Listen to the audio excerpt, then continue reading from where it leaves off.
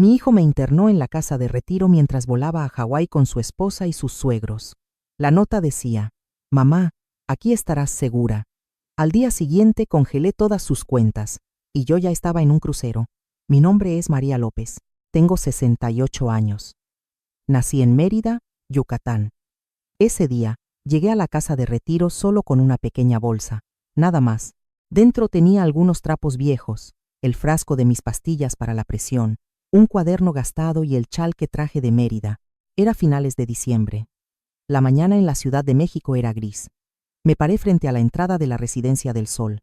El nombre sonaba cálido, Hogar del Sol, pero la reja de hierro frente a mí estaba helada. Javier, mi hijo, fue quien me trajo en el coche. En todo el camino, él no me miró ni una sola vez, sus manos sobre el volante y sus ojos volteando a cada rato hacia el teléfono en el compartimiento. El sonido de los mensajes entrantes era constante. Con una mano, manejaba y le respondía a alguien. El auto se detuvo frente al vestíbulo. Javier apagó el motor, pero no soltó el teléfono. Dejó escapar un suspiro y luego se giró hacia mí. Su mirada evadía la mía, se enfocaba en mi hombro en lugar de mis ojos. Mamá, solo será temporal, dijo Javier, su voz suave, pero sonando como una orden finalizada. Para que descanses. Aquí hay atención profesional. Es mejor que en casa. Apreté el asa de mi bolsa. ¿Temporal por cuánto tiempo, hijo? Unos días son cuántos días. Javier frunció el ceño. Su rostro reflejaba una ligera molestia, como si yo hubiera hecho una pregunta innecesaria. Abrió la puerta del coche y se bajó apresuradamente. No te preocupes, yo me encargo de todo. Después de que nos acomodemos unos días, después del viaje, vendré por ti. Él dijo el viaje. Quise preguntarle a dónde, pero ya caminaba rápido hacia la recepción. Lo seguía a trompicones. El interior del vestíbulo olía fuertemente a desinfectante, disimulado con un aroma a cera barata. El piso estaba tan brillante que temí resbalar. Javier estaba en el mostrador, hablando con la empleada de uniforme azul claro. Firmó los papeles de ingreso. Firmó muy rápido. No leyó ni una sola de las cláusulas impresas en esa hoja tamaño carta. Para él, era solo un trámite que debía completar para poder irse. Lo vi sacar su billetera y entregar una tarjeta de crédito. La empleada la tomó y la deslizó. La impresora de recibos chirrió. Ya transferí la mayor parte. Esta es la fianza por gastos imprevistos, le dijo Javier, con el tono de un hombre de negocios resolviendo un pendiente. Mientras esperaba que le devolvieran la tarjeta, escuché que hablaba por teléfono con alguien. Unas cuantas palabras llegaron a mis oídos claramente. Plan, semana y listo. Listo. Ya había terminado. Habló de mí como si fuera un paquete que había sido enviado con éxito. Y entonces llegó el momento en que me dejó. Javier se giró hacia mí, miró su reloj. Me tengo que ir ya. Elena me está esperando, dijo rápidamente. Elena es mi nuera, la esposa de Javier. Me abrazó, un abrazo rápido, superficial. Su cuerpo estaba rígido. Apenas tocó mi hombro, y me soltó de inmediato. El tipo de abrazo de alguien que quiere deshacerse de una responsabilidad. Luego, me deslizó un papel doblado en 4 en la mano. Mamá, aquí estarás segura. Dijo eso y se dio la vuelta. Caminó directo hacia el coche, sin voltear ni una vez para ver cómo me quedaba yo ahí. Abrí el papel. La línea decía: Mamá, aquí estarás segura, pero lo que me oprimió el corazón no fue el contenido, sino la letra. No era manuscrita. La línea estaba impresa desde una computadora o un teléfono, ordenada, negra, impersonal. Abajo estaba la firma garabateada de Javier. Ni siquiera se tomó el tiempo de escribirme a mano un buen mensaje de despedida. Sostuve el papel, mirando la palabra segura, y sentí como si alguien me pusiera un sello caliente en la frente. ¿Segura? ¿Segura de qué necesitaba estar? ¿De mi propia casa, señora López? La voz de la empleada de recepción me devolvió a la realidad. Firme aquí, por favor. Necesitamos revisar sus pertenencias personales para asegurar que no haya objetos prohibidos. El desayuno es a las 8, el almuerzo a las 12. Las horas de visita son los martes y sábados por la tarde. Habló atropelladamente, con un tono educado pero robótico, como una grabadora. Miré a mi alrededor. La puerta de salida era de vidrio reforzado, con cerradura magnética. Solo el personal con tarjeta podía abrirla. Los ancianos sentados en sillas de ruedas en la esquina, con la mirada perdida en un televisor que mostraba comerciales. Reglas para la hora de dormir. Reglas para la hora de llamar. No hice un escándalo. No lloré ni rogué por volver como una niña. Simplemente asentí. Una frase resonó claramente en mi mente. Estoy siendo entregada. Me llevaron a mi habitación. Una habitación pequeña, con paredes pintadas de color crema claro, una cama individual y un pequeño armario de madera industrial. La ventana daba directo a un muro de concreto del edificio de al lado. De la habitación contigua llegaba el sonido de un televisor. Otra anciana, con el pelo completamente blanco, estaba sentada en la puerta de su habitación mirándome fijamente.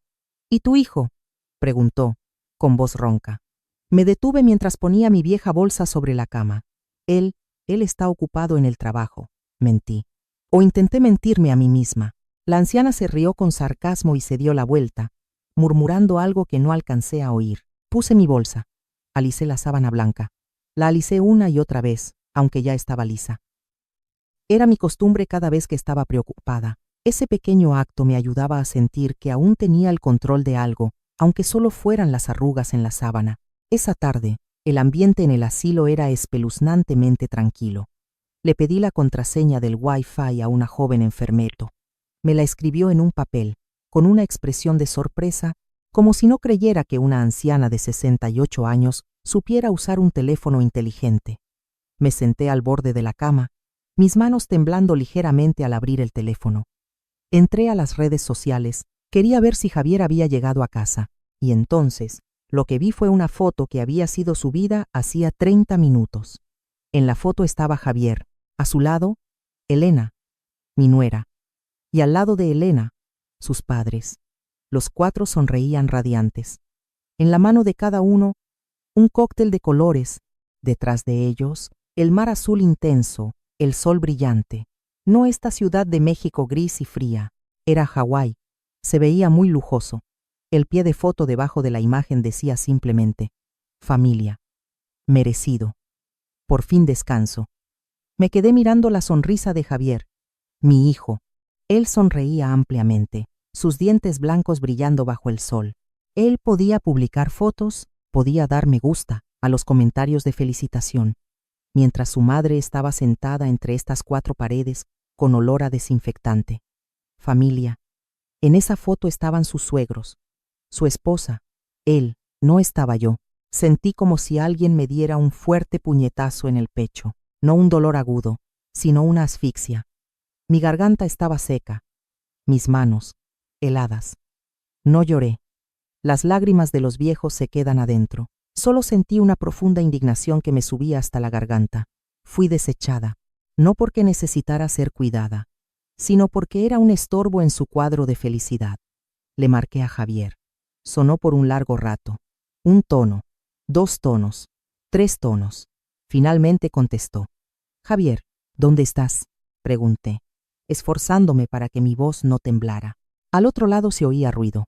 Sonido de viento marino, música, gente riendo y hablando. Javier se quedó en silencio por unos segundos antes de responder. Mamá, estoy a punto de entrar. Quédate tranquila, todo está bien. Mintió. No estaba a punto de entrar. Estaba a miles de kilómetros de mí. ¿Cuándo vendrás por mí?, pregunté. Ya veremos, respondió, con un tono de impaciencia. Ese lugar es bueno para ti. Ya me voy. Tengo poca batería. Elena me está llamando. Javier, espera. Colgó. La llamada duró menos de 30 segundos. Dejé caer el teléfono sobre mi regazo. La pantalla oscura reflejó mi rostro envejecido. Lo entendí. Javier dijo temporal, pero su actitud, la forma en que pagó, la forma en que se fue de viaje inmediatamente después de dejarme aquí. Nada de eso era temporal. Tomé el papel impreso que decía: Mamá, aquí estarás segura. Sonreí amargamente, una sonrisa agria. No fui traída aquí para descansar, fui traída aquí porque era un estorbo, era un obstáculo para su viaje alegre, para la vida de familia que deseaban. Esa noche, me quedé despierta escuchando la sirena de una ambulancia a lo lejos, en la calle. No dormí, miré el techo blanco. Si estuvieras en mi situación, ¿qué harías? Deja un comentario compartiendo tus sentimientos. La primera noche en la Residencia del Sol fue interminable. La luz del pasillo seguía encendida, una luz blanca y fría que se filtraba por la rendija de la puerta e iluminaba el techo. El sonido de la sirena de la ambulancia resonaba desde la avenida lejana. En la habitación solo se escuchaba el tic-tac del reloj de pared, constante y seco. No pude dormir. La sábana extraña, la almohada demasiado dura y el olor a desinfectante se quedaban en mi nariz. Me senté, abrí mi vieja bolsa gastada. Dentro estaban las pocas cosas familiares que pude traer: un frasco de pomada de bálsamo, una pequeña Biblia y una foto antigua cuidadosamente guardada en una funda de plástico transparente. En la foto estaba Javier a los 5 años, sonriendo de oreja a oreja, con sus manos abrazándome el cuello con fuerza. Acaricié suavemente ese rostro inocente. Los recuerdos llegaron de golpe, sin previo aviso, tan claros como si fueran ayer. Recuerdo el día en que Javier nació en Mérida. En ese tiempo, yo trabajaba en un pequeño taller de costura cerca del mercado. Cosechaba, hacía arreglos de ropa para ganarme la vida. Mi esposo murió joven, y yo me las arreglaba sola entre montañas de tela y el ruido constante de la máquina de coser. Cuando el niño nació, no tenía quien lo cuidara, así que decidí dejar el taller. Empecé a llevarme el trabajo a casa, aunque el ingreso era menor, más inestable. Noches sin dormir bajo la luz amarilla, pedaleando la máquina de coser mientras mecía la cuna con el pie. Mi espalda me dolía terriblemente, pero cada vez que lo veía dormir profundamente, todo el cansancio desaparecía. Nunca me quejé de ser pobre, nunca. En ese momento, solo pensaba simplemente: mi hijo es lo más importante del mundo. Los años pasaron tan rápido como un abrir y cerrar de ojos. Javier creció, inteligente y brillante. El día que recibió la carta de aceptación de la universidad en la capital, mis manos temblaban de alegría, pero luego, al ver la costosa matrícula y los gastos de manutención, la preocupación se apoderó de mi pecho. Yo no tenía muchos ahorros. Tomé una decisión dolorosa pero firme. Vendí la casa en Mérida. Era el lugar donde nací, donde me casé, donde Javier dio sus primeros pasos. Esa casa guardaba toda mi vida. Los compradores venían a verla. Se quejaban de la cocina pequeña, del techo de tejas viejo para presionar el precio. Yo estaba allí, asintiendo en silencio, aceptando cualquier precio que me ofrecieran. Solo necesitaba el dinero suficiente para que Javier estudiara. El día que entregué las llaves, me quedé parada frente a la puerta por mucho tiempo. No lloré, pero mi corazón estaba vacío, como si alguien hubiera arrancado un gran pedazo de mí. Javier me abrazó en ese momento, me tomó la mano con fuerza, su mirada firme. «Mamá», dijo, con la voz temblorosa por la emoción, «cuando termine mis estudios, yo te voy a mantener. Te lo prometo, ya no tendrás que sufrir». Le creí absolutamente. No guardé nada para mí. El dinero de la venta de la casa, se lo di todo para pagar la matrícula, rentar un cuarto, comprar libros. Solo me quedé con un poco para alquilar una pequeña habitación, continuando con la costura para sobrevivir. Luego se graduó, encontró trabajo, y después se casó. Ahí fue cuando apareció Elena. Elena, mi nuera, era una chica de ciudad, bonita y sagaz. El día de la boda, Elena fue muy educada conmigo. Sonrió, saludó correctamente, pero en sus ojos siempre había una distancia fría cuando me miraba. Hablaba poco conmigo. En cambio, siempre jalaba a Javier a un rincón, susurrándole algo. Javier cambió a partir de ese momento. Empezó a mirar a su esposa antes de responderme. Comenzó a evitar conversaciones largas conmigo. Recuerdo una vez que escuché accidentalmente a Elena decirle a Javier: «Necesitamos nuestro propio espacio más adelante». Lo entiendes, ¿verdad? Javier se quedó en silencio. No me miró, solo asintió a su esposa. Pero luego Elena quedó embarazada, con náuseas severas. Necesitaban ayuda. «Mamá, ven a vivir con nosotros para que sea más fácil», dijo Javier. La invitación no fue demasiado entusiasta, pero yo asentí de inmediato, porque quería cuidar de mi hijo y mi nieto. Me mudé a su apartamento en la Ciudad de México. La vida juntos no fue fácil. Hacía todas las tareas del hogar: cocinar, lavar, limpiar. Cuando nació mi nieto, yo me ocupaba de los pañales y la leche. Rara vez me preguntaban mi opinión sobre cualquier cosa en la casa, desde qué color de cortinas comprar hasta qué cenar esa noche. Elena a menudo se quejaba de mi comida. «Está muy salada», decía, frunciendo el ceño, «o demasiado grasosa, no es saludable». Yo tranquilamente llevaba la comida a la cocina, cocinaba algo más. Mis pertenencias personales fueron moviéndose gradualmente a la esquina de la habitación más pequeña. El horario de toda la casa giraba en torno a Elena y su familia, quienes a menudo venían de visita y se quedaban a comer ruidosamente. Me dije, es por mi hijo. Todas las suegras son así. Aguantaré un poco para mantener la paz en casa. Pero lo que más me dolió no fue la actitud de Elena, sino el cambio de Javier. Antes de casarse, solía llamarme para preguntar si me dolía la espalda o cómo estaba comiendo. Después de casarse, las llamadas se hicieron menos frecuentes hasta que desaparecieron por completo. Cuando vivíamos juntos, él llegaba del trabajo, me saludaba vagamente y se metía en la habitación con su esposa e hijo. Cada vez que Elena se quejaba de mí, Javier nunca me defendía. Solo se giraba hacia mí, molesto. Mamá, ten paciencia con mi esposa, está cansada. O peor, decía, puedes no complicar más las cosas, mamá. Me di cuenta de que mi hijo estaba eligiendo el silencio. Eligió estar del lado de su esposa. Eligió su propia tranquilidad en lugar de proteger a su madre. Miré la foto de Javier graduándose de la universidad. Su sonrisa radiante, sosteniendo el diploma. Ese día, me prometió que me cuidaría. Susurré al vacío. Ahora, estoy en una casa de retiro, con un papel impreso sin emoción. Guardé la foto en mi bolsa. Tenía un nudo amargo en la garganta. No lo odio. ¿Cómo puede una madre odiar a su hijo? Solo sentí tristeza, una tristeza profunda, agotadora, que se metía en cada articulación vieja. No sé en qué momento. Esa promesa se desvaneció como espuma de jabón. Si esta historia toca tu corazón, suscríbete al canal para seguirla hasta el final, porque lo que viene, nadie se lo espera. Y no olvides decirnos desde dónde nos ves en la sección de comentarios. El tercer día en la Residencia del Sol. Comencé a sentir que este lugar no era un lugar de descanso. Se parecía más a un cuartel o una prisión limpia. Todo estaba estrictamente regulado. Temprano en la mañana, la alarma general sonaba por todo el pasillo. Todos debían levantarse. Luego, hacer fila para recibir los medicamentos. Pastillas rojas y azules distribuidas en pequeños vasos de plástico. La enfermera estaba allí, mirando fijamente, hasta que terminabas de tragar para que pudieras irte. Señora López. Llegó 5 minutos tarde. Me reprendió la enfermera de guardia cuando salí del baño un poco tarde. Su voz era monótona, sin emoción, pero suficiente para hacerme sentir como una niña desobediente.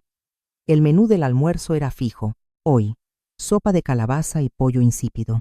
No había otra opción. En el televisor de la sala común estaban proyectando una película familiar. Escenas de hijos reunidos alrededor de sus padres ancianos, riendo felices. Volteé la cara. Esa escena era completamente opuesta a la realidad de aquí. Sentí que ya no era María López, una madre, una abuela. Yo solo era un expediente médico, un número de habitación, un objeto que necesitaba ser controlado para comer, dormir y tomar medicamentos a la hora correcta. Esa mañana llamé a Javier. El teléfono sonó. Nadie contestó. Volví a llamar. Seguían los tonos tuut, tuut, extendiéndose en vano. Un momento después llegó un mensaje. Estoy ocupado. Llamo luego. Miré el reloj. Eran las 10 de la mañana. Miré el teléfono, esperando ese luego. 11 de la mañana. 12 del mediodía. No hubo llamada. No me atreví a volver a llamar. Temía molestarlo. Temía que se enojara. Temía escuchar un «ya no molestes». Por la tarde, justo a la hora permitida para videollamadas, decidí intentar una vez más. Esta era mi última esperanza del día. Marqué la videollamada. Esta vez se conectó. La pantalla se encendió. Lo que vi fue el azul intenso del mar y el sol deslumbrante. El viento soplaba ruidosamente en el micrófono. Javier estaba recostado en una tumbona, con gafas de sol oscuras. A su lado, vi el hombro desnudo y el cabello castaño de Elena. Música de fiesta se escuchaba de fondo. Javier. Comencé, con voz apenas audible. No me acostumbro a este lugar. ¿Podemos hablar un poco? Javier se levantó un poco las gafas, entrecerrando los ojos para mirar la pantalla. No sonrió. Mamá, ya te lo dije. Su voz era fría, mezclada con un poco de molestia. Ya no molestes. Elena está descansando. Necesita tranquilidad. No me preguntó si estaba comiendo bien. No me preguntó si dormía. No preguntó si alguien me había visitado. Ya estás ahí. Acostúmbrate. Todos estamos bien. De repente, Elena se inclinó hacia el encuadre. Le arrebató el teléfono a Javier. El rostro de Elena se acercó a la pantalla. Llevaba gafas de sol grandes y lápiz labial rojo intenso. Me miró, con evidente fastidio. Ya estás en el asilo. ¿Qué más quieres?, espetó Elena, con la voz áspera. Gastamos un dineral para que te cuiden ahí. Por favor, déjanos en paz. Me quedé helada. Esa frase fue como una bofetada directa en mi cara. Su actitud no era la de una nuera hablando con su suegra. Era la actitud de un acreedor hablando con un deudor. O, más precisamente, la actitud hacia un estorbo del que acababa de deshacerse. Miré a Javier. Seguía sentado allí, justo al lado de su esposa. Escuchó todo. Vio a su esposa gritarle a su madre, pero se quedó en silencio. No protestó, no le quitó el teléfono, no dijo una sola palabra en mi defensa. Su silencio fue más doloroso que las palabras de Elena. No me protegió. Me tengo que ir, dijo Javier rápidamente, estirando la mano para recuperar el teléfono. La pantalla se oscureció. Colgó, sin una palabra de despedida, sin prometer cuándo volvería a llamar. Me quedé sentada aturdida en la cama, todavía sosteniendo el teléfono apagado. No pude llorar de inmediato. Las lágrimas estaban bloqueadas por una gran piedra en mi pecho. Sentí una asfixia terrible. La habitación de repente se encogió, apretándome. Sentí que estaba atrapada en una jaula de cristal, viendo el mundo exterior pero sin poder tocarlo, sin poder pedir ayuda. Saqué en silencio el papel de mi bolsillo. El papel que decía: «Mamá, aquí estarás segura». Lo doblé. Lo doblé muy pequeño. Lo metí hasta el fondo del bolsillo de mi pantalón. Esa noche, cuando la luz del pasillo se apagó, escuché un sollozo ahogado desde la habitación de al lado. Era la anciana que me preguntó: «¿Y tu hijo?». Mi hijo dijo que estaba ocupado. No ha venido en un mes. Sollozó, el llanto ahogándose en la noche solitaria. Me quedé acostada, con la cara hacia el muro frío. Ya no me sentía sola. Este dolor no era solo mío, era el dolor compartido de los ancianos abandonados aquí. Comencé a llorar, sin hacer ruido. Las lágrimas corrieron por mi almohada, empapando un gran trozo. Al día siguiente, intenté llamar a Javier de nuevo. No se conectó. Le envié un mensaje de texto. Solo apareció la marca de visto. No respondió. Lo entendí. Este conflicto no se detendría con un papel sin corazón o un viaje. Esto era una ruptura. Me habían cortado la comunicación. Me senté, me sequé las lágrimas. Un pensamiento frío recorrió mi espalda. Cuando una madre es abandonada tan cruelmente, rara vez es accidental, me dije a mí misma en mis pensamientos. Algo me estaban quitando, y tenía que descubrir qué era antes de que fuera demasiado tarde. A la mañana siguiente, me levanté más temprano de lo habitual. El pasillo de la Residencia del Sol todavía estaba oscuro, tan silencioso que podía escuchar mis propios pasos en el frío piso de baldosas. Fui al área de la estación de enfermería para pedir más agua caliente. Mi garganta estaba seca después de una noche inquieta de pesadillas. Al acercarme a la curva que llevaba al mostrador de las enfermeras, me detuve. No por curiosidad, era solo el reflejo natural de una persona mayor, al escuchar su nombre mencionado en la oscuridad. Me pegué a la pared, esperando que terminaran de hablar antes de salir. 2 enfermeras de turno nocturno estaban susurrando. Pensaron que nadie las escuchaba. «Pobre señora», dijo una, con un poco de compasión. «Su hijo la trajo, pagó una fianza grande y desapareció. Dicen que se fue de viaje al extranjero». «Sí, con la familia de su esposa, creo», respondió la segunda enfermera, el sonido de papeles revolviéndose. «¿Pero te diste cuenta? Parece que no tiene a nadie más que la visite. El hijo es el único pariente». Me quedé inmóvil. Mi corazón comenzó a latir más rápido, golpeando en mi pecho. Contuve la respiración. La segunda enfermera bajó la voz aún más, sonando como si revelara un secreto impactante. Escuché cuando el hijo estaba haciendo el papeleo con la administradora. Firmó un poder notarial total. Parece que está planeando vender la casa vieja de ella en el pueblo para invertir en bienes raíces, en sociedad con sus suegros. Me agarré a la fría pared para no caer. «¿En serio?», exclamó la otra. «¿Vender la casa de su propia madre para asociarse con sus suegros?». «Así es». Dijo que era para asegurar el futuro. Pero no sé el futuro de quién. Ciertamente no el de la anciana. Vaya, criar cuervos, abandonar a su madre por su suegra. Unos pasos que se acercaban hicieron que las dos enfermeras se callaran. Rápidamente me retiré, volviendo a mi habitación. Cerré la puerta, me senté al borde de la cama. No lloré, no me sentí mareada como describen en las películas. Solo un vacío frío se extendió por mi pecho, más frío que el piso de baldosas de afuera. Me quedé mirando al vacío. Esta casa de retiro no era un lugar para que yo descansara, como dijo Javier. Era un almacén, un lugar para guardarme, aislarme del mundo, para que no pudiera interferir con lo que estaban haciendo afuera. Este era un paso en su plan. Comencé a atar cabos. Mi mente se aclaró de una manera extraña.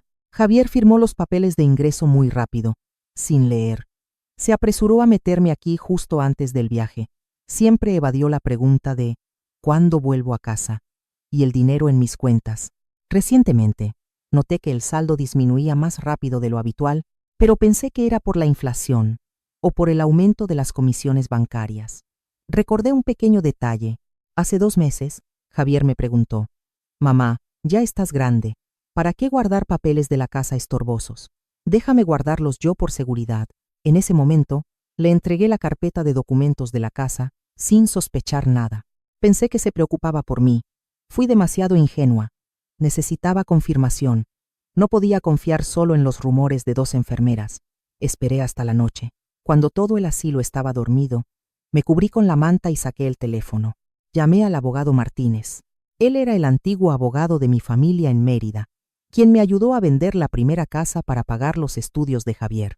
Todavía manteníamos contacto ocasionalmente. El teléfono sonó por un rato antes de que alguien contestara. La voz del señor Martínez sonaba adormilada. «Hola, María, ¿qué pasa que llamas tan tarde?» «Señor Martínez», dije, con la voz lenta y clara en cada palabra. «Lamento llamarlo a esta hora, pero necesito ayuda». No le conté la historia de mi abandono. Fui directo al grano.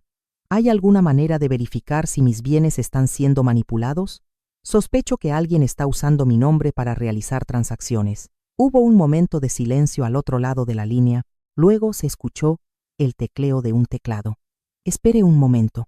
Puedo acceder al sistema notarial asociado para ver si hay algún archivo nuevo. Manténgase en la línea». 5 minutos se sintieron como un siglo. «María». La voz del señor Martínez sonó, completamente despierta y seria. «¿Está usted bien sentada? Dígame, hay un expediente de solicitud de hipoteca sobre su actual apartamento que fue enviado hace 3 días, y un préstamo personal grande a su nombre fue desembolsado ayer». Cerré los ojos, pero yo no firmé nada, susurré. «Ese es el problema», dijo el señor Martínez. «El sistema registra una firma electrónica y un poder notarial, pero al mirar la copia de la firma, la caligrafía no es la suya. Es más temblorosa y le falta esa línea familiar que usted pone. Hay signos de falsificación de firma o abuso de un poder que usted firmó previamente». «Gracias», dije. «Lo entiendo». Colgué el teléfono. Todo estaba tan claro como la luz del día.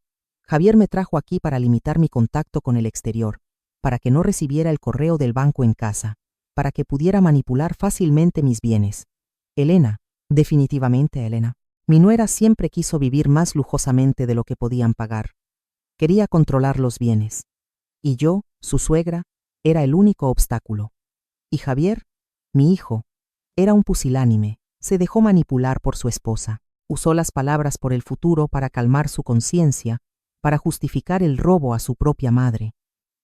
Me senté allí en la oscuridad. Este dolor ya no era la tristeza de la soledad, era el dolor extremo de la traición. Mi amor maternal había sido convertido en una herramienta financiera. Mi sacrificio había sido explotado al máximo. Si me quedo en silencio un poco más, lo perderé todo, me dije a mí misma. Miré el teléfono en mi mano. Por primera vez en mi vida, no llamé a Javier para preguntar por qué. Ya no necesitaba preguntar. Cerré el teléfono. En ese momento, lo entendí muy bien. Esto ya no era un asunto familiar. Esto era un despojo. Y yo estaba en el centro de la tormenta. A la mañana siguiente, justo después de terminar mi plato de avena insípida en el comedor, mi teléfono comenzó a vibrar sin parar. No eran llamadas, eran notificaciones de la aplicación del banco. Abrí para ver mi cuenta de ahorros principal. El poco dinero que había juntado de coser extra a lo largo de los años estaba siendo vaciada.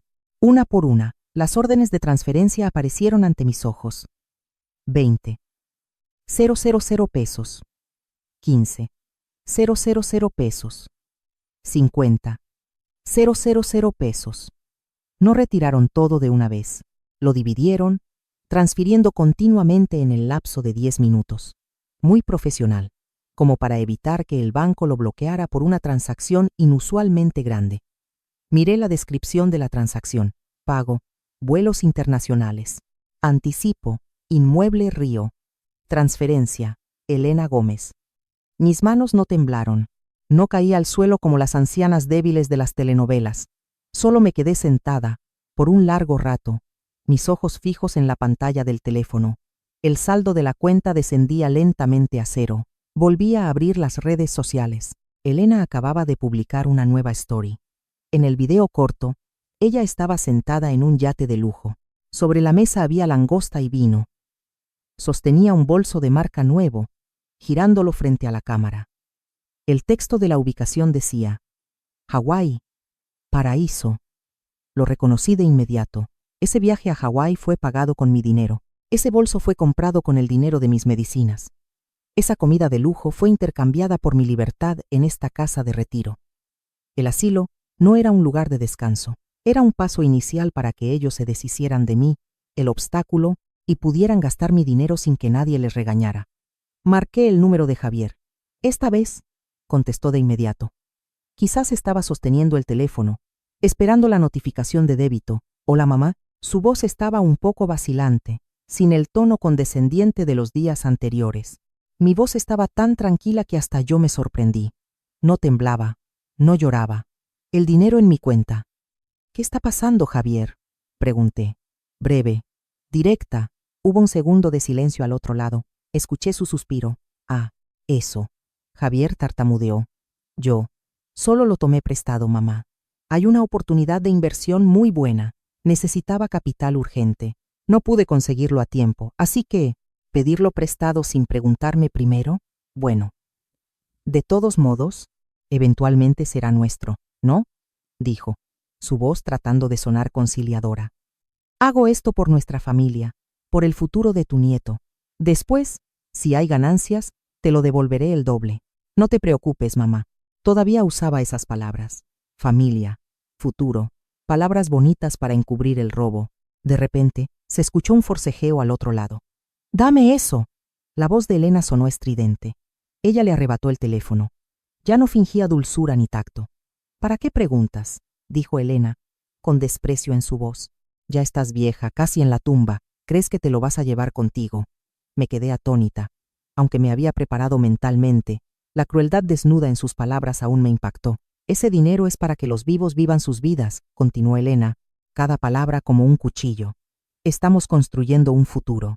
Deberías estar feliz de que tu dinero sea útil, en lugar de dejar que se pudra contigo en ese asilo. Su actitud no ocultaba su desdén. Para ella, yo ya no tenía valor de uso. Solo era un viejo cajero automático que necesitaba ser vaciado antes de ser desechado. ¿Dónde está Javier?, pregunté, con voz glacial.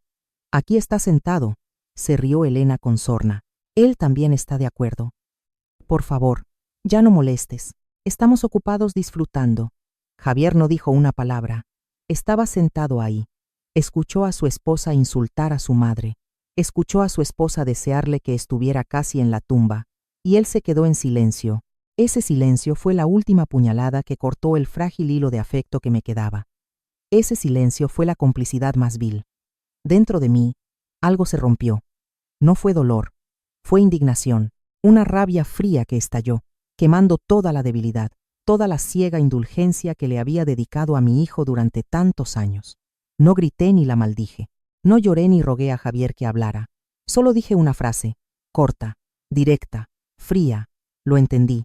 Colgué el teléfono. Esta fue la primera vez en mi vida que fui yo quien colgó el teléfono primero a mi hijo. No rogué, no expliqué, ya no pedí más caridad afectiva. Esa noche, me senté sola en mi habitación, bajo la tenue luz nocturna. Saqué el papel de «Aquí estarás segura». Lo miré por última vez. Luego lo rompí por la mitad, en cuartos, y lo tiré al bote de basura. Si seguía aguantando, mañana no me quedaría nada. Sin casa, sin dinero, sin dignidad. Me levanté, Fui a la ventana y miré el muro de concreto gris. Tenía que actuar. No por venganza. La venganza solo me haría más daño. Tenía que actuar para recuperar la justicia, para recuperar lo que era mío, para enseñarles una lección que nunca olvidarían. Que esta madre podía sacrificar todo por su hijo, pero nunca permitiría que pisotearan su dignidad. Cerré el teléfono, apretándolo en mi mano. A partir de ese momento, dejé de ser una madre sumisa. Comencé a ser mi propia protectora. El día después de esa llamada insultante, cambié. Nadie en la Residencia del Sol lo notó de inmediato. Para ellos, yo seguía siendo la callada anciana María López de la habitación 204, pero yo sabía que era diferente. No llamé a Javier. No le envié mensajes preguntando cuándo volvería. Tampoco me quejé con la enfermera de turno sobre la comida insípida o el agua que no estaba lo suficientemente caliente. Me quedé en silencio, un silencio intencional. La gente a mi alrededor se sintió más cómoda. Las enfermeras que pasaban por mi habitación asentían sonriendo, elogiando que hoy la señora está muy tranquila. Pensaron que había aceptado mi destino, que había sido domesticada. Esta misma suposición me ayudó a volverme invisible, y cuando eres invisible, puedes hacer cosas sin que nadie se dé cuenta. Esa noche, esperé a que todo el asilo se durmiera. El ronquido constante de la anciana de la habitación de al lado se escuchaba. Me cubrí con la manta, marqué el número del abogado Martínez una vez más. Señor Martínez, susurré al teléfono. Mi voz era muy baja, pero muy clara. Quiero dar el siguiente paso. Él todavía estaba despierto trabajando. Dígame, María, quiero congelar todas las cuentas bancarias a mi nombre, inmediatamente, y revocar cualquier poder notarial financiero que le haya firmado a Javier, o cualquier documento a mi nombre que usted encuentre sospechoso. Se escuchó una pequeña inhalación al otro lado de la línea. El señor Martínez estaba sorprendido. Él sabía cuánto amaba yo a mi hijo. ¿Está usted segura, María?, me preguntó, su voz seria. Esta acción detendrá el flujo de su dinero. Javier lo sabrá inmediatamente. Cuando su tarjeta sea rechazada, su reacción será muy fuerte. Lo sé, respondí. Mi mano no temblaba. Solo hágalo. Estoy lista. De acuerdo. Enviaré una solicitud urgente al sistema bancario y al notario ahora mismo. Mañana por la mañana estará en vigor. Colgué. Me quedé acostada, mirando el techo oscuro. No sentí culpa. La culpa murió junto con la frase de Elena. ¿Para qué guardar dinero si ya está vieja? Ahora necesitaba pruebas. Encendí la linterna del teléfono, saqué mi viejo cuaderno. Comencé a trabajar, no como una madre que extraña a su hijo, sino como una contadora revisando libros. Lo anoté todo. El día que Javier me trajo aquí, 28 de diciembre, la cantidad de la fianza que la enfermera dijo que había pagado con tarjeta, 50,000 pesos. ¿De dónde salió ese dinero si no de mi cuenta? El mensaje de Javier admitiendo que lo tomó prestado ayer. Le tomé una captura de pantalla, la guardé en una carpeta secreta. Los estados de cuenta bancarios en la aplicación del teléfono, descargué todos. Se los envié por correo electrónico al abogado. Saqué la carpeta de documentos de la casa, que secretamente guardé una copia el original. Tontamente, se lo di a Javier. Los agrupé de manera ordenada. Ya no era la madre de Javier llorando. Yo era María López, la propietaria legal de los bienes que estaban siendo robados, y estaba reclamando mi control. Pero sabía que, para ganar, tenía que hacer que bajaran la guardia. A la mañana siguiente, llamé a Javier proactivamente. Tomé una respiración profunda, ajustando mi tono de voz, suave, débil, tolerante. La voz de la anciana que estaban acostumbrados a escuchar. Hola, Javier. ¿Qué quieres ahora, mamá? La voz de Javier se escuchó, cautelosa. Yo, lamento haber alzado la voz ayer, dije, conteniendo el asco en mi garganta. Lo he pensado bien. Ustedes disfruten el viaje. Yo voy a estar bien. Intentaré adaptarme aquí. Hubo un momento de silencio al otro lado. Quizás estaba sorprendido. ¿De verdad, mamá? La voz de Javier se relajó, aliviada. ¿Ves? Te lo dije. Solo descansa. Ya hablaremos de los detalles cuando regresemos. Escuché la voz de Elena de fondo. Te lo dije. Ya está vieja. Solo es un berrinche. No puede hacer nada. Sí, bueno, descansa, mamá. Te amo. Colgó. Te amo. Esas dos palabras sonaban tan huecas ahora. Pero había logrado mi objetivo. Pensaron que me había rendido. continuarían gastando, disfrutando sin precaución. Ese fue el momento en que di el golpe decisivo. Le envié un mensaje al abogado Martínez. Redacte un testamento nuevo para mí. El contenido era breve y brutal. Excluir el derecho de herencia directa de Javier sobre los bienes mayores. Todo el dinero restante después de pagar las deudas, si las había a causa de ellos, y la casa vieja, se transferiría a un fondo de caridad para ayudar a niños pobres en Mérida. O, si la ley requería dejar una parte a mi hijo, solo dejaría la cantidad mínima, con una condición. No podría ser vendida ni hipotecada en 20 años. ¿Por qué hice esto? No porque odiara a mi hijo, sino porque no quería que mi dinero continuara alimentando la ingratitud. No quería que el patrimonio de toda mi vida se convirtiera en una herramienta para que mi nuera manipulara a mi hijo. Si Javier quería dinero, tenía que ganárselo.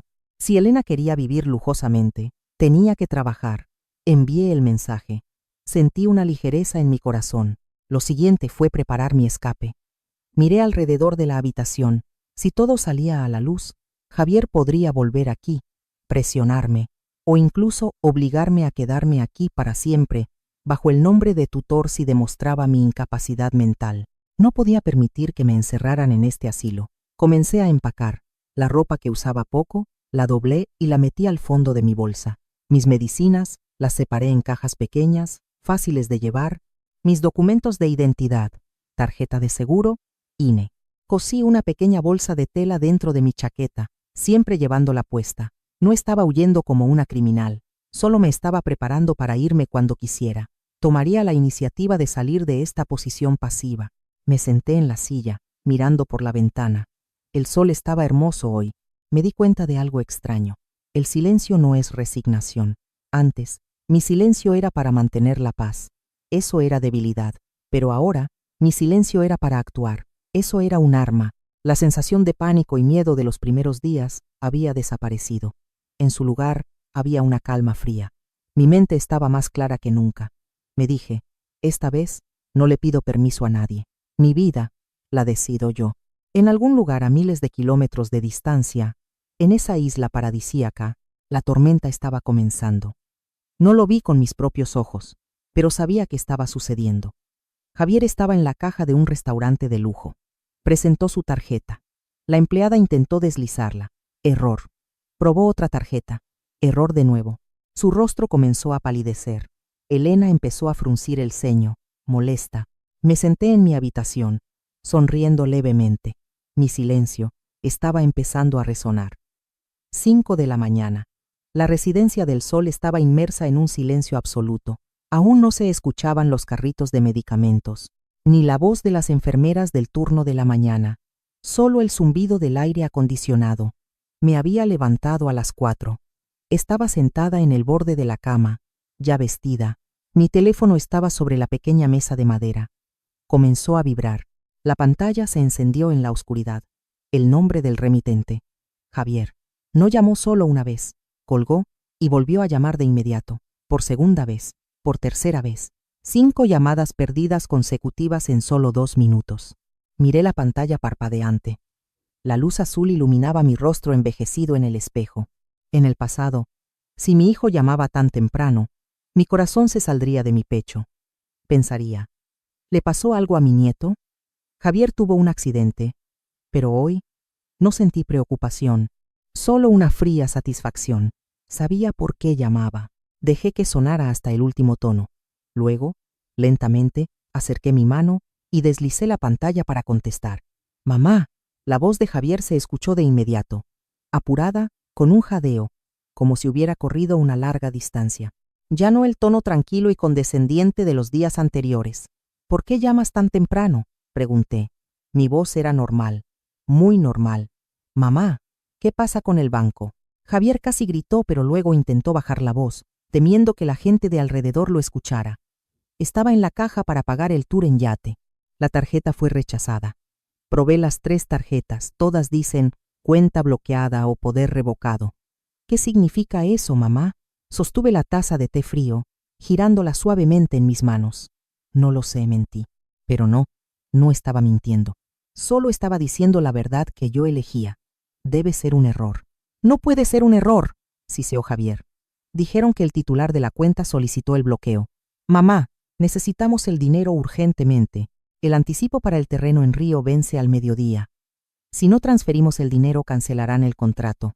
Perderemos todo el depósito, ¿lo sabes?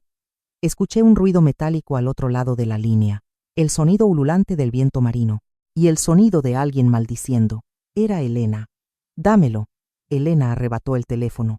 La voz de mi nuera se escuchó, sin ningún respeto. Estaba en pánico, y cuando la gente está en pánico, muestra su verdadera naturaleza. ¿Qué juego estás jugando? Elena espetó. Estamos en el extranjero. Si bloqueas las tarjetas, ¿con qué vamos a vivir? Mis padres están esperando para ir a desayunar.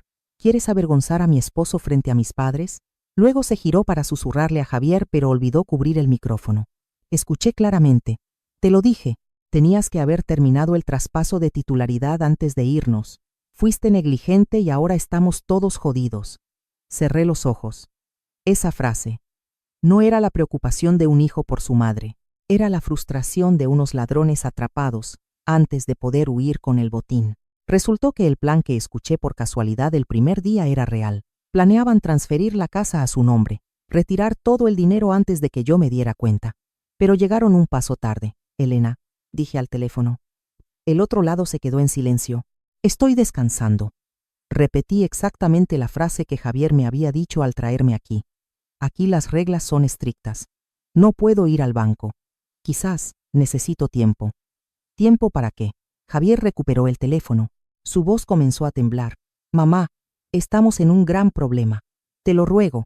Solo necesitamos transferir el anticipo del terreno. Te lo explico todo cuando volvamos a casa. ¿Explicarme qué? Pregunté. ¿Explicarme por qué el dinero de la vejez de tu madre se convirtió en un terreno a nombre de tus suegros? Hubo un silencio mortal al otro lado de la línea. Javier estaba atónito. No esperaba que yo supiera. Pensó que yo era una anciana senil que solo sabía sentarse a esperar a su hijo en estas 4 paredes. Mamá, tartamudeó Javier. Mamá, ¿quién te dijo esas tonterías? Pregúntale a Elena, dije, mi voz helada.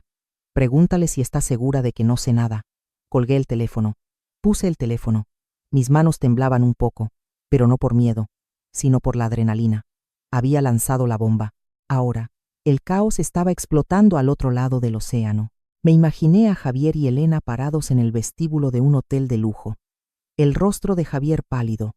Elena llamando frenéticamente a sus padres para dar explicaciones. Comenzarían a discutir. Elena culparía a la debilidad de Javier. Javier lamentaría la codicia de Elena. La familia feliz de Facebook comenzaba a romperse. Pero no tenía tiempo para regocijarme. Tenía que preocuparme por mi seguridad.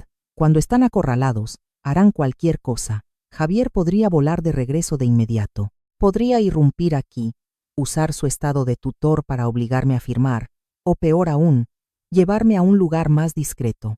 Tenía que ir un paso por delante. Saqué un billete de autobús que tenía debajo de la almohada. Un billete de autobús de lujo a Oaxaca. El viaje de las 9 de esta noche.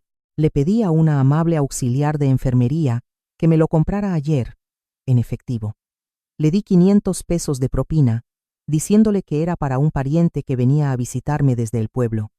No sospechó nada, comprado en efectivo, sin dejar rastro electrónico, sin estados de cuenta bancarios.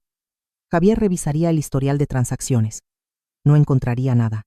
Pensaría que todavía estoy sentada en la habitación 204. Comencé a empacar. La pequeña bolsa que traje aquí, la volví a organizar. Un poco de ropa, pastillas para la presión, el cuaderno para anotar pruebas, la copia de los documentos bancarios que el abogado me envió por correo esta mañana. Metí todo en la bolsa, cerré la cremallera, me puse una chaqueta gruesa extra, escondiendo la bolsa de documentos de identidad cerca de mi cuerpo. No estaba huyendo. Los que huyen son los culpables. Yo era una persona buscando justicia, y para encontrar la justicia necesitaba ser libre. No podía luchar contra ellos estando atrapada en la jaula que ellos controlaban. 7 de la mañana. El teléfono volvió a vibrar. Otra vez Javier. Miré la pantalla. Esta vez contesté de inmediato. Mamá. La voz de Javier bajó notablemente. Sonaba como si estuviera llorando o intentando fingir el llanto. Estamos en un gran problema. Los padres de Elena están muy enojados. Amenazan con repudiarme si este negocio de la tierra falla. Ten compasión de mí, mamá. Estaba suplicando. Estaba usando la táctica emocional. Sabía que mi mayor debilidad era mi amor maternal. En el pasado, solo necesitaba quejarse de estar cansado, y yo estaba lista para hacer cualquier cosa. Pero eso era antes. Frente a mí ahora no estaba el niño pequeño que necesitaba el refugio de su madre, sino un hombre adulto, cobarde, que intentaba usar las lágrimas para manipular a su madre anciana y encubrir la avaricia de su esposa. Esto no era amor, esto era explotación cruel. Tomé una respiración profunda. No voy a intervenir en este asunto de nuevo, dije. ¿Qué quieres decir? ¿Ya desbloqueaste las cuentas?, preguntó Javier, presionando. Me comunicaré a través del abogado Martínez, respondí, cada palabra tan clara como un martillo golpeando una mesa. Cualquier solicitud financiera, envíasela a él por escrito. ¿Abogado? ¿Estás contratando a un abogado para demandarme? Javier gritó, su agresividad regresando. No es para demandarte, dije, es para protegerme a mí misma, porque tú no lo hiciste. Apagué el teléfono, saqué la tarjeta SIM, me levanté, fui a la ventana. Abajo en el patio, los coches comenzaban a entrar y salir. Un nuevo día comenzaba en la Residencia del Sol. Pero yo no me quedaría aquí para ver el mañana. Sentí el cambio en el aire. El poder se había invertido. Durante tantos años, viví en función de sus emociones. Temía que mi nuera se molestara. Temía que mi hijo se sintiera incómodo. Caminaba suavemente, hablaba en voz baja, me encogía. Ahora, ellos eran los que temían. Temían perder dinero, temían perder su prestigio, temían ser expuestos. Por primera vez en mi vida, no estaba siendo manipulada por nadie. Estaba tomando las riendas de mi propia vida. Sostuve el billete de autobús en mi mano, mirando el reloj. 12 horas para que saliera el autobús. Me sentaría aquí, en silencio como una estatua, esperando el momento de cruzar esa puerta. Cuando ellos comenzaron a temer, supe que había llegado el momento. 8 de la mañana. Mientras yo estaba sentada ajustándome el cuello de mi chaqueta en la sala de espera del asilo, un correo electrónico y un documento urgente fueron entregados a Javier y Elena. El abogado Martínez trabajó a tiempo. El contenido de la carta era breve, frío y absolutamente devastador. Informaba 3 cosas. Primero, revocación total de todos los poderes notariales financieros que Javier poseía. Segundo, congelación de todas las cuentas bancarias y transacciones inmobiliarias relacionadas con mi nombre. Tercero, confirmación de que el Nuevo Testamento había entrado en vigor legal. La línea más importante estaba en negrita al final de la página. Todos los bienes restantes de la señora María López serán transferidos a un fondo de caridad para apoyar a niños pobres en Mérida. El señor Javier López ya no tiene derecho a disponer ni a heredar directamente. No vi sus caras en ese momento, pero podía imaginarlas. Javier seguramente palideció, su mano debió temblar al leer la palabra Mérida. Ese era el lugar donde nací, y también donde él juró que me cuidaría. ¿Y Elena? Ella no se quedaría callada, gritaría, golpearía la mesa, culparía a su esposo. Es tu culpa, por no controlar a tu madre. Ahora lo perdimos todo, y peor aún, sería la presión de la familia de su esposa, las llamadas pidiendo el anticipo del terreno, las preguntas sobre el progreso del proyecto. Sus padres no aceptarían que su yerno de repente se quedara sin dinero. Su prestigio estaba siendo estrangulado, y cuando el animal es acorralado, muerde. 12 del mediodía. Estaba sentada en el vestíbulo principal de la Residencia del Sol, junto a la recepción. Mi maleta estaba justo a mi lado. No huí de inmediato. Esperé. Sabía que vendrían. La puerta de cristal automática se abrió. Javier y Elena irrumpieron. Se veían patéticos. La ropa desarreglada, los ojos inyectados en sangre por la falta de sueño y la rabia. Elena ya no tenía el aire elegante de las fotos de Facebook. Parecía una persona fuera de sí. ¿Dónde está la señora María? ¿Dónde está mi madre? Javier le gritó a la recepcionista. Les pido que guarden la compostura. El guardia de seguridad del asilo se acercó. Esta es una zona de descanso para personas mayores. ¿Descanso de qué? Esa anciana nos ha estafado, gritó Elena, su voz estridente. Todos se giraron a mirar. Los ancianos en sillas de ruedas, las enfermeras repartiendo medicamentos, todos miraban el caos que mi hijo y mi nuera habían traído. Me levanté. Salí de mi rincón. Aquí estoy. dije. Mi voz no fue fuerte, pero fue suficiente para hacer que los dos se congelaran. Javier se abalanzó sobre mí. Intentó agarrarme del brazo, pero yo retrocedí un paso. Mi mirada hacia él era como mirar a un extraño. Mamá, ¿qué has hecho? Javier jadeaba. ¿Por qué transferiste todo el dinero a Caridad? ¿Estás loca? Es mi dinero, el de tu nieto. ¿Tu dinero? Pregunté. ¿Desde cuándo el dinero de la sangre y las lágrimas de tu madre es automáticamente tuyo? Elena se interpuso, su rostro enrojecido por la ira. No te vengas con sermones. Ya estás vieja y senil. Seguro ese abogado te está manipulando. Vamos a demandarte. Vamos a demostrar que has perdido tu capacidad legal. Miré fijamente a los ojos de Elena. No sentí miedo, solo lástima. ¿Quieres demandarme? Pregunté. Adelante. Saqué de mi chaqueta el papel doblado en 4, el papel que Javier me había dejado el primer día. Mamá, aquí estarás segura. Lo levanté frente a Javier. ¿Segura? Dije. Mi voz lenta. Dijiste que estaría segura, pero justo después cortaste la comunicación, te fuiste de viaje, usaste el dinero de mis medicinas para comprarle un bolso a tu esposa. Saqué el estado de cuenta del banco, las líneas que había resaltado. Dijiste que lo tomaste prestado, pero hiciste una solicitud de hipoteca a mi nombre. Falsificaste mi firma. Javier se quedó sin habla. Su rostro pasó de rojo a blanco pálido. Y tú, Elena, me giré hacia mi nuera. Dijiste que casi en la tumba no necesito el dinero. ¿Lo recuerdas? Elena abrió la boca, pero no pudo decir una palabra. No esperaba que la escuchara, o no esperaba que me atreviera a decirlo en público.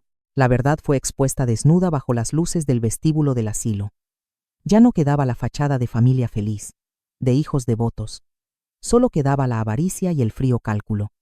Elena de repente cambió su actitud. Se dio cuenta de que mi firmeza no era una broma. Comenzó a llorar. Se arrodilló, justo en el frío piso de baldosas. Mamá, lo siento, sollozó Elena, las lágrimas fluyendo rápidamente. Yo solo lo hice por el futuro. Quería expandir el negocio para que su nieto viviera bien. Me equivoqué. Perdónanos esta vez. Si retiras el dinero, vamos a la quiebra. Javier también se cubrió el rostro, inclinando la cabeza. Mamá, me presionaron. Yo no quería. Por favor, no me hagas esto. De nuevo excusas. De nuevo, culpar a otros. No se disculparon por haberme herido. Se disculparon porque estaban perdiendo dinero. Miré a mis 2 hijos arrodillados frente a mí. Uno cobarde, una avariciosa. Mi corazón se encogió. Ninguna madre quiere ver esto, pero sabía que, si cedía ahora, moriría lentamente en su manipulación. Levántense, dije. Ambos levantaron la vista, un destello de esperanza en sus ojos. Di toda mi vida por ti, Javier, dije, mirando profundamente a los ojos de mi hijo. Desde que naciste, estudiaste, compraste una casa, te casaste. No guardé nada. Hice una pausa, tomé aire, pero no voy a entregar el resto. ¿Qué dices? Preguntó Javier, desconcertado. El testamento se mantiene. La orden de congelación no se levantará. De ahora en adelante, cualquier asunto, lo tratan con el abogado Martínez. Me niego a negociar aquí. Esa fue la sentencia final. Levanté el asa de mi maleta. El sonido de las ruedas rodando sobre el piso resonó. Me di la vuelta y caminé hacia la puerta de salida. Detrás de mí, Elena comenzó a gritar de nuevo. Me insultó. Corrió para detenerme, pero los guardias la detuvieron a tiempo. ¡Fuera! Si siguen causando disturbios, llamaremos a la policía. La voz del administrador sonó aguda. No me giré, ni una sola vez. Crucé la puerta de cristal automática. El sol del mediodía de la Ciudad de México me dio de lleno en la cara. Un poco cegador, pero cálido. Tomé una respiración profunda. El aire de aquí olía a polvo de la calle, a humo de coches, pero para mí olía a libertad. No sentí regocijo. ¿Cómo podría regocijarme cuando mi familia se estaba destrozando? En mi pecho todavía había una pesada piedra, pero al menos esa piedra ya no aplastaba mi dignidad. Había recuperado la justicia. La justicia no me da alegría, pero me mantiene en pie. Llamé a un taxi que pasaba. ¿A dónde va, señora?, preguntó el conductor. A la terminal de autobuses, respondí. Tengo un largo viaje por delante. La justicia no me da alegría, pero me mantiene en pie. Han pasado 3 meses desde la caótica tarde en el vestíbulo de la casa de retiro. El silencio ha regresado, pero esta vez No es el silencio de la soledad o el miedo, es el silencio de la libertad.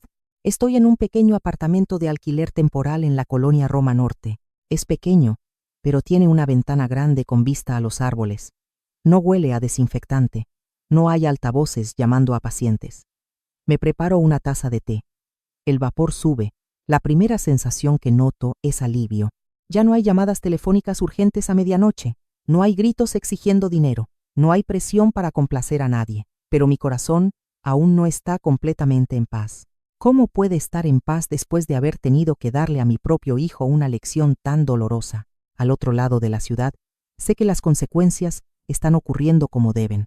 El abogado Martínez me actualiza todos los días. Todas las transacciones de dinero de Javier fueron bloqueadas. El anticipo para el terreno en Río se perdió por completo debido a que el pago venció. El contrato fue cancelado. Javier perdió una gran suma de dinero, pero perdió más su prestigio ante la familia de su esposa. Escuché que los padres de Elena le gritaron terriblemente. Creyeron que era un estafador, que vendió humo para ganarse su confianza. Sus socios de negocios comenzaron a dudar de su capacidad financiera. Por primera vez en años, no vi a Javier culpar a su madre. No me envió mensajes reprochándome. Por tu culpa estoy sufriendo así. Estaba en silencio. Quizás, al ser despojado de su último apoyo financiero, se dio cuenta de cuánto tiempo había vivido como parásito de mi sacrificio. Y Elena, mi elegante nuera, está pasando por el choque de realidad más duro. Cuando el proyecto de inversión fracasó, cuando el flujo de dinero de mi parte se cortó, su propia familia también cambió de actitud. Temían ser arrastrados. Cortaron su apoyo. Elena tuvo que vender su coche. Los bolsos de marca, incluido el que presumió en Hawái, fueron anunciados en línea. Comenzó a buscar trabajo, algo que nunca pensó que tendría que hacer en los últimos 5 años. De la indignación pasó a la confusión y finalmente, espero, a la vergüenza. El cuarto día, el abogado Martínez me llamó. Javier quiere verla. Viene solo. ¿Quiere recibirlo? Lo pensé por un largo rato. De acuerdo, dije, pero solo 30 minutos. Javier vino. Se veía visiblemente más delgado, barba sin afeitar. Su ropa ya no era el traje pulcro de un empresario ilusorio. Llevaba una camisa vieja. Se quedó parado un rato, sin atreverse a mirarme a los ojos. No trajo flores, no trajo regalos para congraciarse. Y lo más importante, no trajo ningún papel para firmar. Javier se quedó allí un momento, luego se arrodilló lentamente en el suelo de madera. Mamá, su voz era ronca. Yo me quedé sentada en la silla, sosteniendo mi taza de té. No le dije que se levantara. Hay momentos en que los hombres necesitan arrodillarse para aprender a pararse derechos. Lo siento, dijo Javier, las lágrimas comenzando a caer al suelo. No te pido dinero, tampoco te pido que cambies el testamento, solo quiero disculparme. Me levantó la mirada. Sus ojos estaban rojos. Fui demasiado débil. Dejé que la avaricia me cegara. Me equivoqué al dejar que otros decidieran por mí y pisotearan a mi madre. Miré a mi hijo, el niño que parí con dolor, el niño por el que vendí mi casa para que estudiara. Ahora se estaba desmoronando frente a mí. Mi corazón se apretó. Quería correr a abrazarlo, consolarlo como en el pasado, pero me contuve. Me quedé quieta. Te escuché, dije suavemente. Acepto tus disculpas. Solo eso. No hubo un abrazo. No hubo un te perdono ahora mismo. La herida era demasiado profunda para sanar solo con palabras. 2 días después, Javier regresó, esta vez con Elena. Elena no llevaba gafas de sol, no estaba fuertemente maquillada. Llevaba ropa tan sencilla que casi no la reconozco. No se atrevió a entrar completamente a la habitación. Solo se quedó en la puerta. Hola, mamá, dijo Elena, apenas audible. Inclinó la cabeza. Lo siento, mamá. Fui irrespetuosa. Fui avariciosa. Observé de cerca a Elena. Miré sus manos entrelazadas. Miré sus ojos, que ya no tenían esa expresión aguda y desafiante. No mencionó el testamento. No preguntó, ¿nos darás un poco de capital para empezar de nuevo? Solo se disculpó y se quedó allí, aguantando. Reconocí el miedo en ella. Miedo a la pobreza. Miedo a perder su apoyo. Y quizás un poco de arrepentimiento tardío. Pasa, dije. Elena entró. Se sentó al borde de la silla más lejana. Les serví agua a ambos. Juzgué en mi interior. Hay arrepentimiento, pero no es suficiente para confiar. La confianza es como un jarrón de cristal. Una vez roto, Incluso si se pega con el mejor pegamento, las grietas seguirán ahí, ásperas y afiladas. Las semanas siguientes fueron un proceso de cambio lento. Javier comenzó a hacer pequeñas cosas. Me visitaba cada fin de semana. Traía naranjas, manzanas, cosas baratas, pero que él mismo elegía. Se sentaba y me contaba sobre su nuevo trabajo, más difícil, con menos salario, pero dinero limpio. Me contaba sobre mi nieto en el jardín de niños. Nunca exigió nada. Nunca mencionó la frase, «Vuelve a vivir con nosotros, mamá». No me obligó a decir la palabra perdón. Elena se quedó en segundo plano. Ya no interfería en nuestras conversaciones. Comenzó a aprender a cocinar, en lugar de pedir comida a domicilio. Una vez, la vi arreglar discretamente el cuello de la camisa de Javier antes de que viniera a verme. Un cuidado torpe, pero real. Un mes después, decidí tener una conversación franca para establecer límites. Nos sentamos en mi pequeña sala de estar. «Necesito dejar esto claro», comencé, mirando a ambos directamente. «Aún no puedo confiar plenamente en ustedes de inmediato. No esperen eso», Javier asintió, con los labios apretados. «Perdonar no significa volver a lo de antes», continué, con voz firme. «No volveré a vivir con ustedes. No les daré mis ahorros para que los administren. Y el testamento seguirá como está hasta que sienta la necesidad de cambiarlo». Me detuve un momento para observar sus reacciones. Si hubiera sido antes, Elena habría saltado a protestar. Pero hoy solo miró sus manos en silencio. «Mi única condición es el respeto», concluí. «Respeto a mi vida. Sin control, sin manipulación.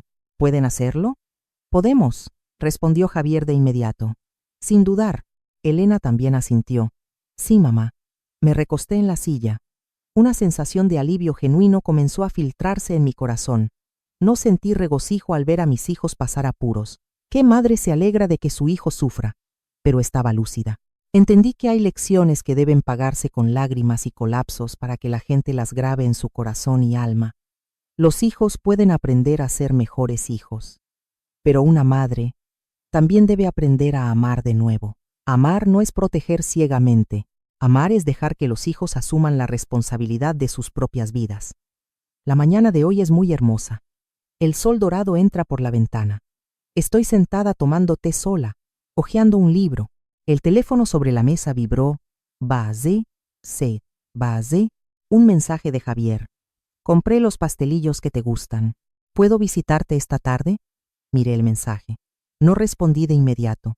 Tomé un sorbo de té, sintiendo el ligero amargor en la punta de mi lengua, que luego se convertía en dulzura. Tomé el teléfono, tecleé una palabra breve. Sí. Aún no he dicho la palabra perdón, pero he abierto una puerta muy pequeña. Han pasado 3 meses desde que arrastré mi maleta fuera de la Residencia del Sol. No regresé a la casa vieja en Mérida.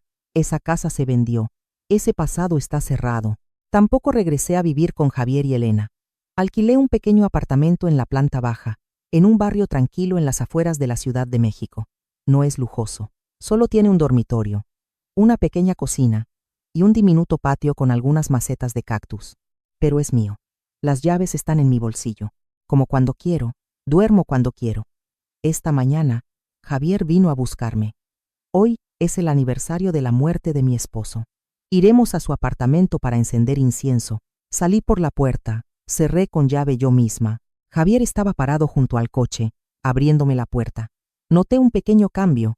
Antes, cada vez que conducía, el teléfono de Javier estaba pegado a su mano, o puesto en el soporte, la pantalla encendida constantemente. Conducía, enviaba mensajes de texto y resolvía asuntos, considerando mi presencia en el coche como invisible. Hoy, su teléfono estaba guardado en su bolsillo. Durante los 45 minutos de trayecto, se concentró en conducir. Me preguntó por el dolor en mi pierna cuando el clima cambiaba. Me preguntó si la llave del agua en mi casa de alquiler goteaba. Preguntas muy normales. Pero para mí, eso es un esfuerzo. Está aprendiendo de nuevo a ser un hijo, comenzando por las cosas más pequeñas. Llegamos a su casa. El apartamento sigue igual, pero la atmósfera es diferente. Javier entró en la sala. Fue directo al pequeño altar, donde estaba la foto de su padre. Se quedó allí por un largo rato. Luego se arrodilló. Nadie lo obligó. Me paré detrás, mirando en silencio la espalda de mi hijo, que ya comenzaba a encorvarse ligeramente. Inclinó la cabeza frente a la foto de su padre. Papá. La voz de Javier se quebró. Lo siento. Fui un mal hombre. Dejé que la avaricia me cegara, por poco, y traiciono a mamá. Lloró. Sus hombros temblaban. Se disculpó por su falta de piedad filial. Se disculpó por la debilidad que permitió que su esposa lo controlara durante tantos años. No corrí a levantarlo de inmediato.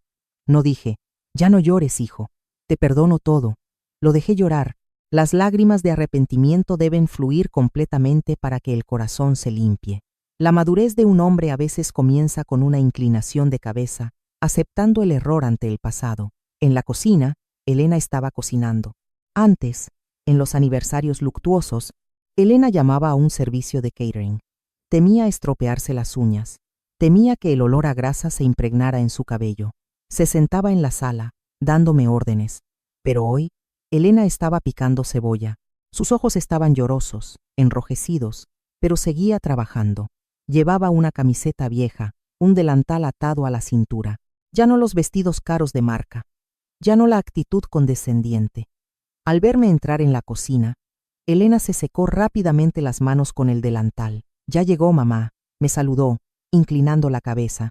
Estoy cocinando la sopa de pollo que le gusta. Ya casi está lista. Miré alrededor de la cocina. Limpia, ordenada. No la elogié. Tampoco me burlé. Hasta ahora aprendes a cocinar. Solo asentí. Bien, cuidado con la sal, observé a Elena. Su cambio no es ruidoso. No jura que será la nuera más devota del mundo. Simplemente hace las tareas del hogar en silencio. Cuida a su familia en silencio. Quizás la pobreza y el colapso del prestigio le enseñaron la lección que no pude enseñarle con palabras, que el valor de una persona no está en su bolso, sino en cómo trata a su familia. Si estás escuchando esta historia, si has leído hasta aquí, solo quiero compartir una cosa contigo, no como una verdad, sino como la experiencia de alguien que ha pasado por mucho silencio. No importa la oscuridad en la que te encuentres hoy, aunque hayas sido traicionada, hecha a un lado, o te sientas invisible en tu propia casa, quizás todavía haya una salida, quizás todavía haya una manera de empezar de nuevo, aunque sea lento, aunque sea tarde. Hubo un momento en que desperté, y me di cuenta de que me había convertido en un estorbo. Mi habitación, mi fe, mi afecto. Uno por uno, me fueron quitados sin explicación. No me resistí de inmediato. Me quedé en silencio. Observé. Me preparé. Aprendí a establecer límites no para castigar a nadie, sino para salvar mi propia vida.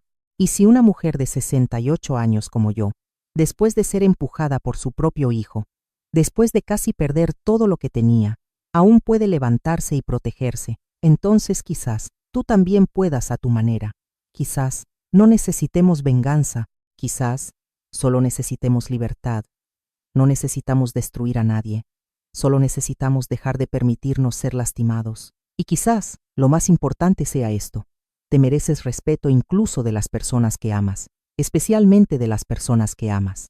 Estás escuchando la historia en el canal Historias sin voz, una historia sobre ser acorralado y cómo una persona salió de ahí no con lágrimas, no con resignación, sino con claridad, firmeza y la convicción de que merecía paz.